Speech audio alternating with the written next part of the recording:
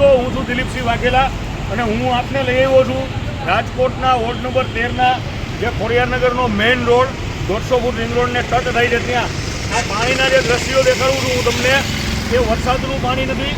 આ પાણી છે જે શહેરની વિસ્તારમાં કોર્પોરેશન દ્વારા જે પાણીનું વિતરણ કરવામાં આવે છે એની લાઈન અહીંયા તૂટી ગઈ છે.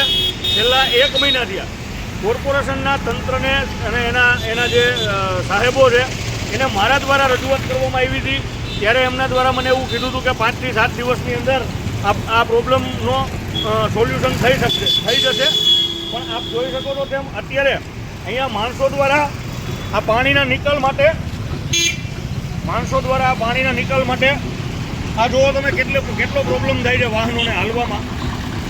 આ જોઈ લો અહીંયા પાણીના નિકાલ માટે જેમ કે દ્રશ્યો હું તમને બતાવું છું. આ પાણી રિંગ રોડ ઉપર ચડ્યું છે.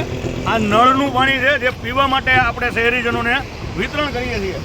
આ પાણીને અહીંયા નિકાલ માટે આ લોકો આવ્યા છે, એમના માણસોને મોકલ્યા છે અને પાણીના નિકાલ માટે અહીંયા ભૂગર્ભની કુંડીની અંદર જે વાત છે એને દબાવવા માટે અહીંયા કુંડીની અંદર પાણી અત્યારે પહોંચાડવામાં આવે છે. જેમ કે આ રિંગ રોડ ઉપર પાણી પહોંચ્યું છે.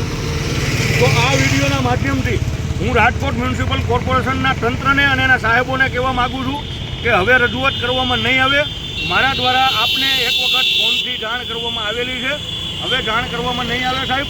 હવે અહીંયાના જે રહેવાસીઓ લેતાવાસીઓ એ કોર્પોરેશને હલ્લાબોલ કરે તે પહેલાં આ પાણીના પાઇપનું જે રિપેરિંગ છે એ આપના દ્વારા ઝડપથી કરવામાં આવે એવી આ વિડીયોના માધ્યમથી હું તમને વિનંતી કરું છું.